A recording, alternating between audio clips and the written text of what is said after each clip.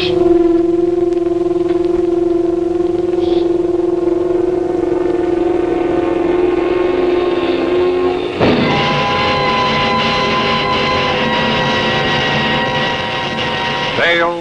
of Tomorrow.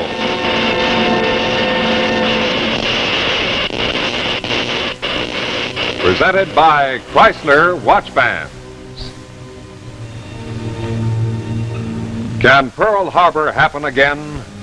Tonight, we present Sneak Attack, starring Zachary Scott. Hello, I'm Ann Russell, and speaking as a woman, I'd like to talk to you about men.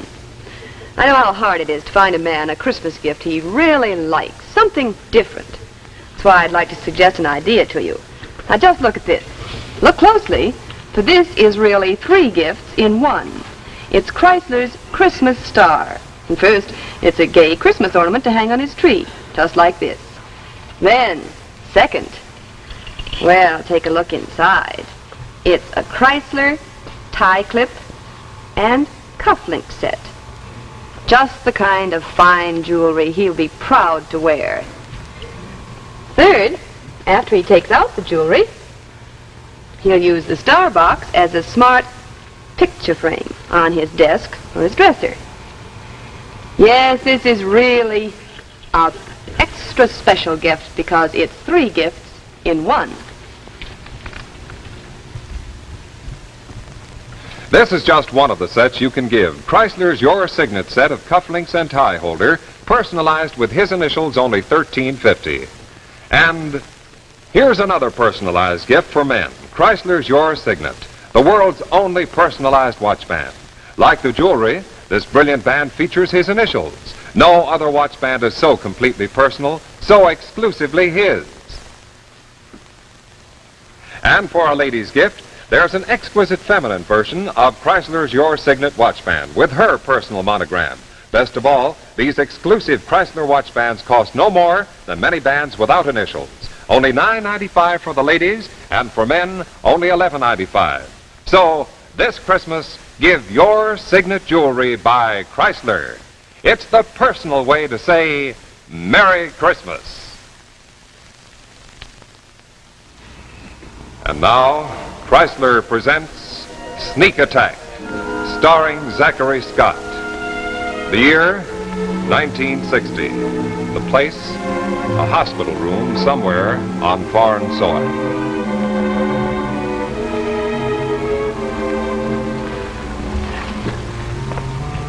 Well, good morning. What's for breakfast? I like that, Dr. Morrow.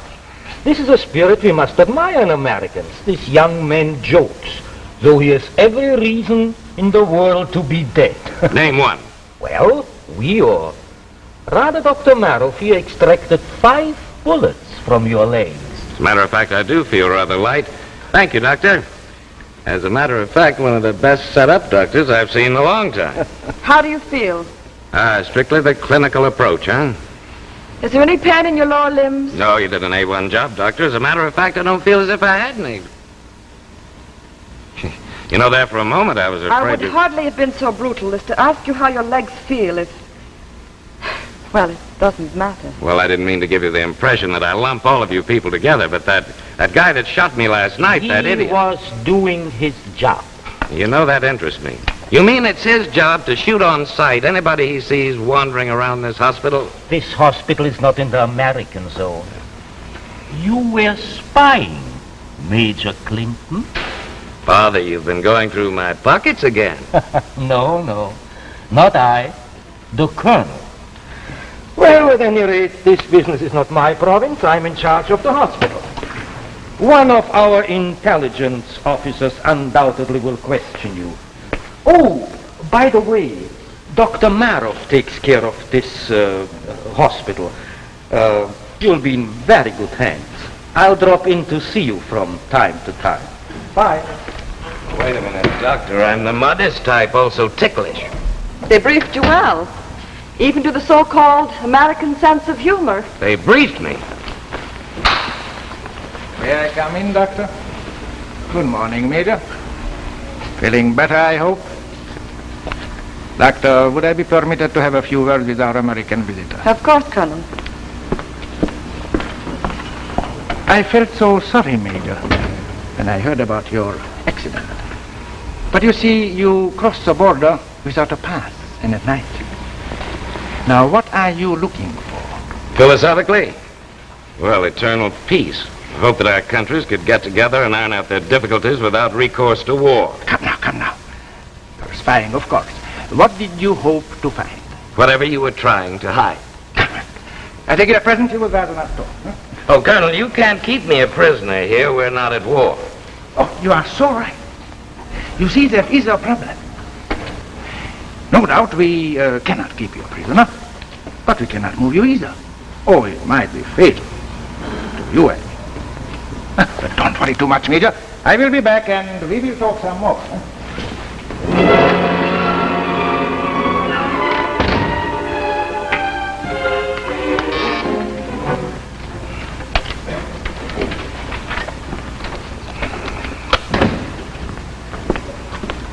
Yes? I'm lonely. I'm bored. I mean, my legs hurt something terrible. Tell me, where did you learn to speak such perfect English? Well, I was born in Boston. I went to Harvard. I'm not bragging, Stop but it. Don't take me for a fool, Major. Or whatever your rank is in our army.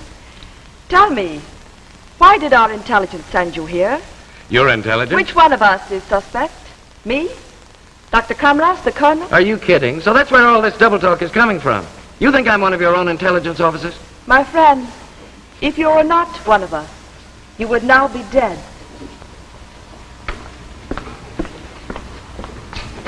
Oh, nurse, I mean doctor.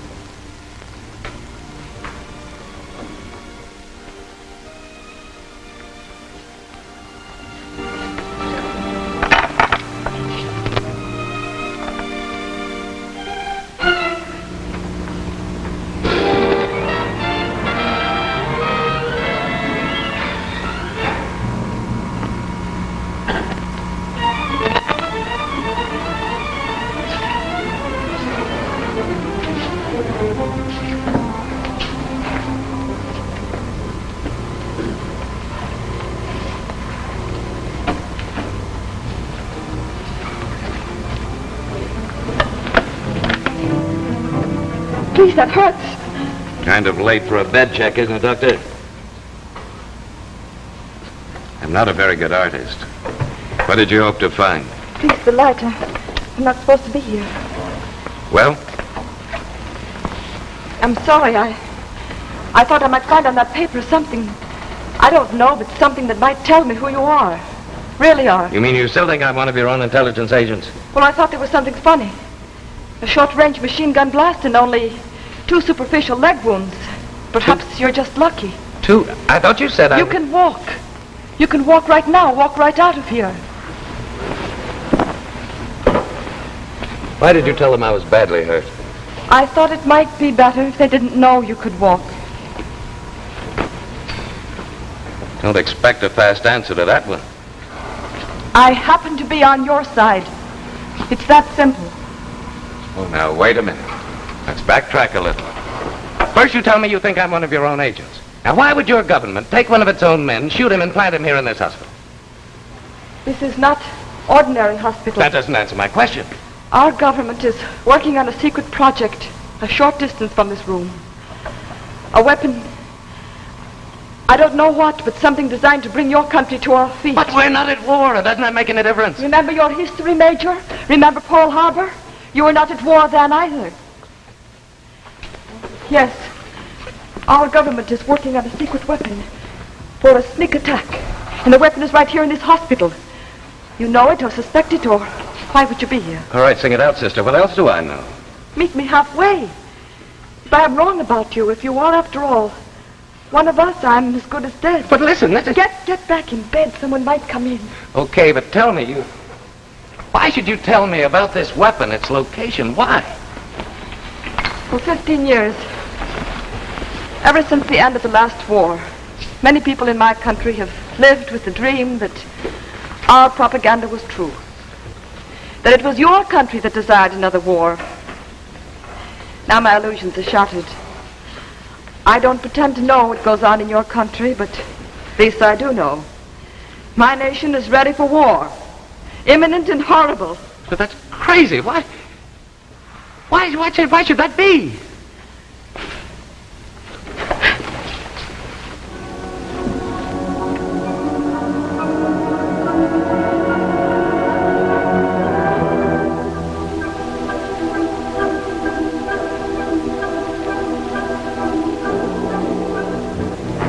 In another corner of the world, our corner, in American cities like New York, Boston, Chicago, Denver, Los Angeles, the skies were suddenly darkened by dozens of planes bearing American markings, and yet alien, ominous, sweeping like giant birds to land on and dominate airfields in every major American city.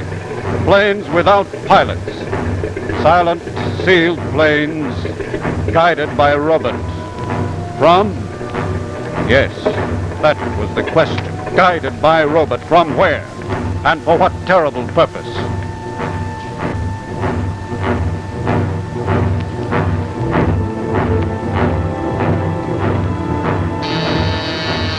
Yes?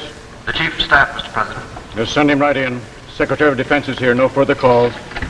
Yes, General. We've landed 5 more in the last half hour, Mr. President. That means that 25 robot-guided, sealed airplanes are now sitting in major American cities. They're not our planes. We have no idea what's inside those ships, no idea who sent them. Or have we? I prefer not to think that. Not now. Not when their ambassador left my chamber not over an hour ago. And talked of peace, no doubt. Settling our problems around the conference table. Yes, as a matter of fact, you did. General, would you outline your plans? We're taking the only step possible at this point. A chemical warfare detachment in Denver is attempting to bore through the hull of one of those planes. Only one? Only one. Let's wait and see what happens. Is there any way of neutralizing the plane? Neutralizing what? We don't know what's in them. Chemicals, bombs, what do we neutralize? Yes, that's quite true. Yes? Mr. President, radio from 10th Army Air Force Headquarters, Denver. The robot plane, sir. It blew up. How bad? Sir, it says the entire city of Denver has been destroyed.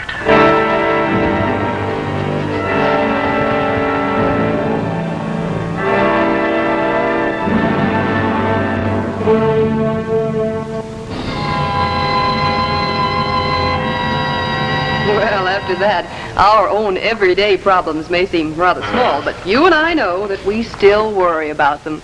Well, take a situation like this, for instance.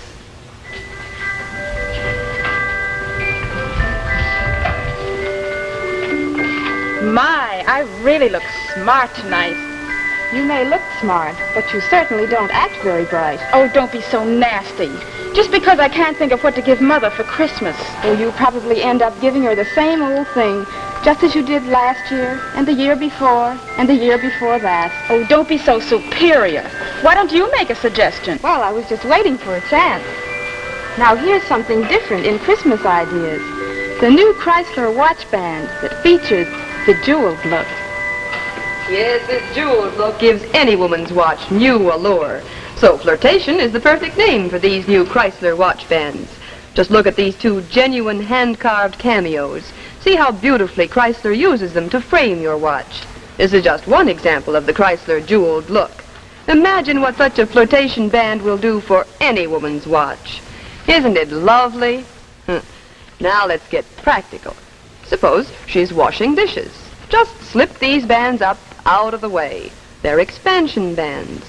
And all flirtation bands are beautifully gift packaged like this to make a really stunning Christmas gift. Best of all, a flirtation band costs only $10.95, tax included. Less than many bands without jewels. So this Christmas, make her watch look better than you with Chrysler.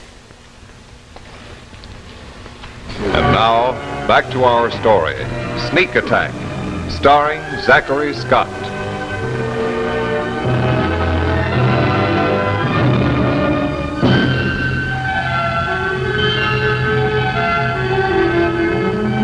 Cabinet and Congress are still in session.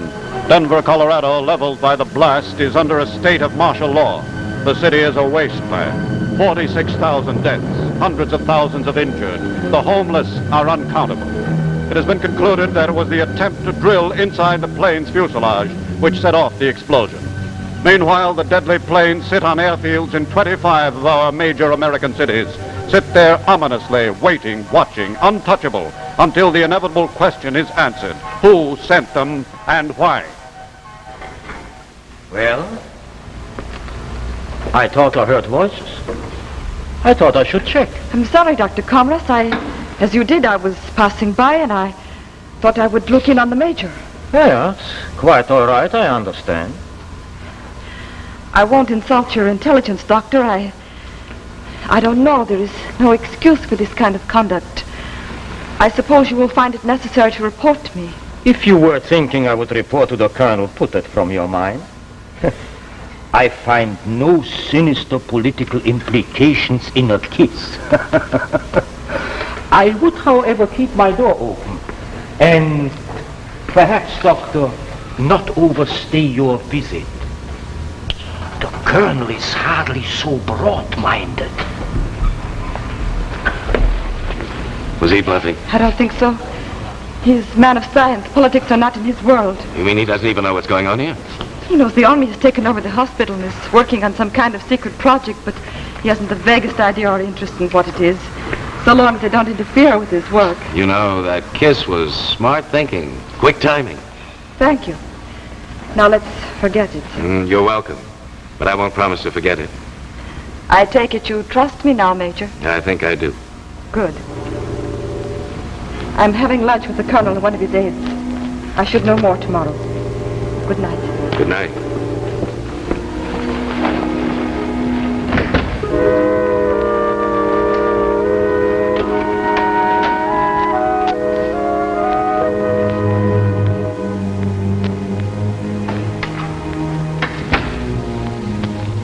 Ladies and gentlemen, the President of the United States. Fellow citizens, 19 years after Pearl Harbor, we are again faced with a treacherous attack. 5 hours ago, Ambassador Chernoff handed me a note canceling our peace talks. The planes that sit idly in our airports are still another sneak attack.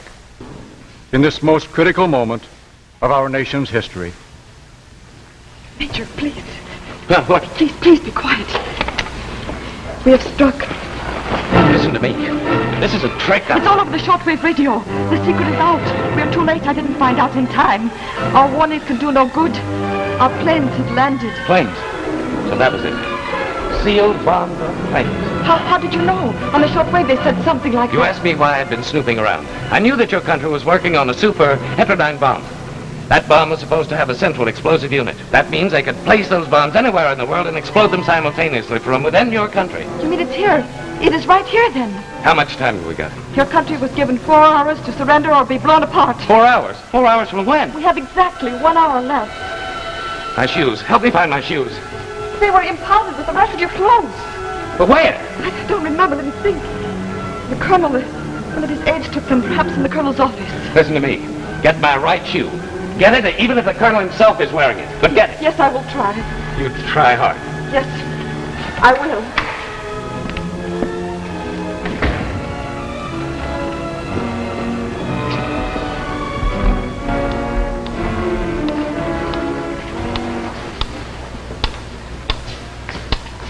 We're moving as many women and children as we can to safe areas. We'll evacuate everybody we can, and that's all we can do. Here are some figures, sir. Assuming that the blasts are comparable to the one in Denver, we've got to expect 15 million dead, 80% of our industries shattered, and 65% of our land leveled. We are well aware of that. Now, what are you trying to say? Well, these figures say it for me, Mr. President. We're powerless. Why, we can't even launch a counterattack. The moment one of our planes leaves the ground, they'll blast us to bits. Now, we can do nothing now but give up. Not while we've 55 minutes. Let us use it and use it well, gentlemen. Now, Fred, what about the Roentgen detectors? Well, we've been trying that for over 12 hours. The hull seems impervious to hard radiation. Professor Jenkins' delta waves? Still trying. That, so far, is our best bet. If it's a heterodyne bomb, and what else can it be, the delta wave should do the trick. But the professor has said it'll take over 2 more hours to neutralize those planes. And we have less than 1 hour. Have you asked their ambassador for an extension of time? Said he would have to check with his government. Then I take it, sir, you mean to see this thing through to its last minute? What would you do? I told you, Mr. President. Why, they've got a gun at our back. If we attempt to move... The alternative, hand our country over to them. Live with a perpetual gun at our back. No, Mr. Secretary, I don't see that we have an alternative. You can't mean that, Mr. President. I think I do. 55 minutes to doom. 55 minutes to slavery.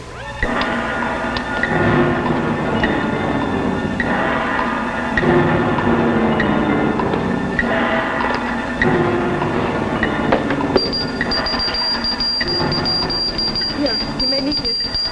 What is that? Nitroglycerin. We keep a supply on hand for our coronary patients. Be careful with the pivot over there. Now, watch the door.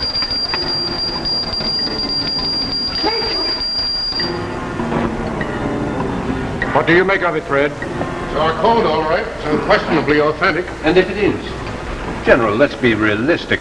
We have 15 minutes. Do you propose to sit back and hope that one of our agents behind enemy lines is in a position to stop them? Here is his message. Don't give up. That bomb sight, and we'll stop it. I know. How?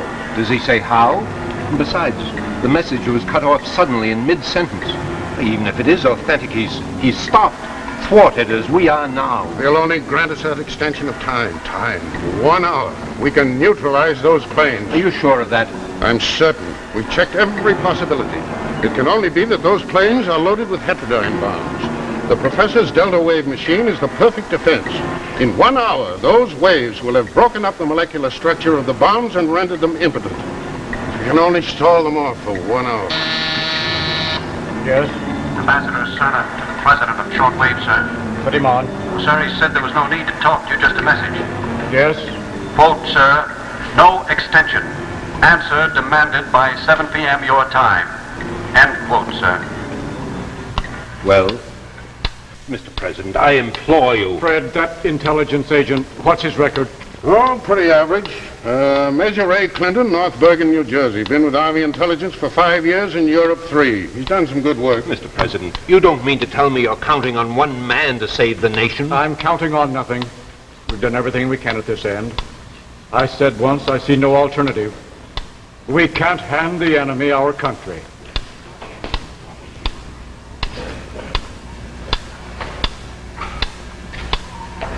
You are indeed a charming-looking couple, aren't you? Major, will you toss me that radio? Well, I take it you know by now, in a matter of 5 minutes, your country will be annexed to ours. I doubt that. Or be blown up. Well, that room isn't very well guarded, is it, Colonel? How clever. So you found out about it, huh? Well, no matter. Doctor, would you stand there where I can see you? I like to look at your face. It is such a nice face. Now, come on, relax, Colonel. Now, if my country's going to give up, we're going to be teammates. You might as well sit down, relax. We'll have a little chat, get acquainted. Who pulls the switch? Switch! You seem to know quite a bit about our weapons. Or are you guessing? I know. It's my job. It's what brought me here. Tell me, Major. Well, it's no point in secrecy now. In 4 minutes, it's all over, one way or the other. Tell me, Major, how did you get to this place?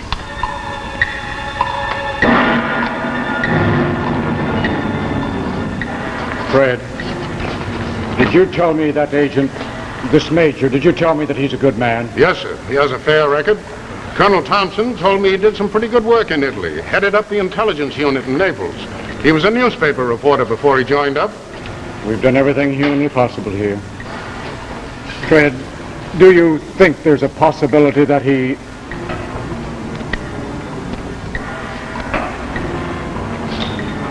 Does that clock make you anxious?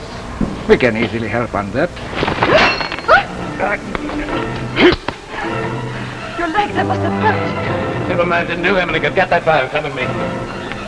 You stay here. No, we can help. All right. Either way, we're dead. Yes, either way. Here, take this. I've got to get in that room. Tell those guards that it's the Colonel's orders. Tell him I had to make a last-minute appeal to the United States. Go on.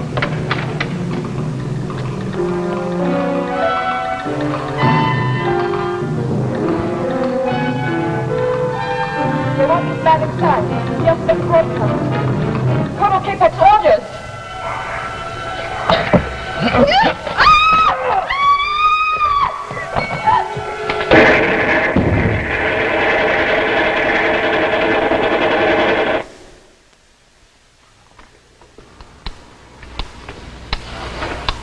It's past.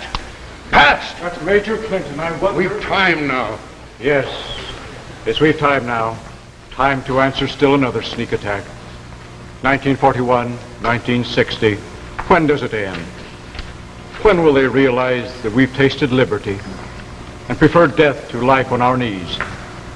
When will they realize that we want only peace and freedom?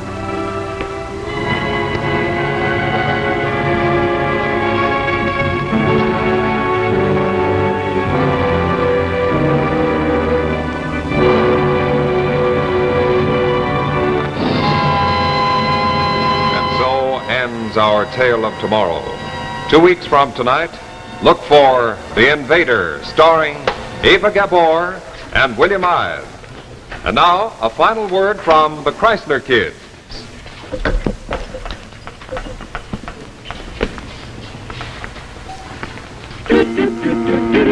Jack Chrysler. Jack Chrysler. On my hand. On your hand. Initial just for me, and so it's my band. It's your band. It's Chrysler. It's Chrysler. For me too. For you too. Makes your watch look better than new. Quality, style, and value too. For the best band in the land. It's Chrysler. Makes your watch look better than new. Makes it personal just for you. It's Chrysler.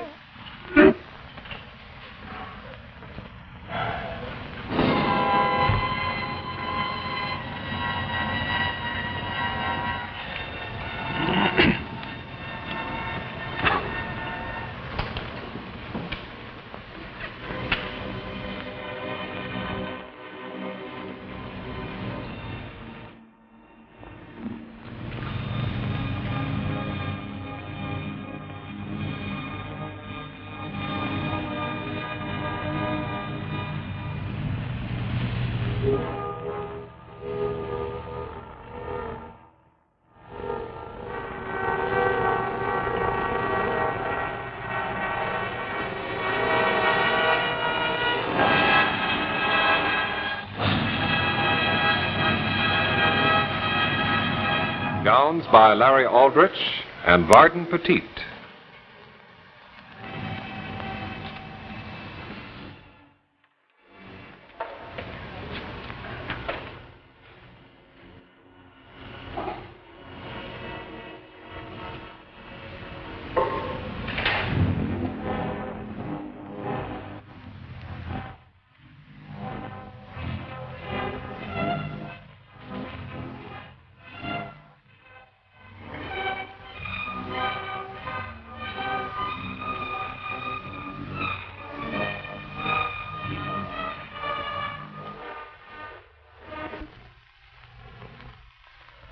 Men, make your watch look better than new with Chrysler's handsome Monte Cristo expansion watch band with a richly enameled crest. And ladies, see how Chrysler's new flirtation watch band adds jeweled beauty to your watch. Remember, look for Jacques Chrysler at your jeweler. It's the name that means quality in watch bands.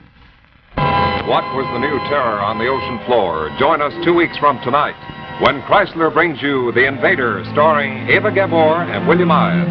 Another adventure in Tales of Tomorrow. The preceding program, originally telecast by ABC in New York, has come to you by special video recording. This is ABC, the American Broadcasting Company.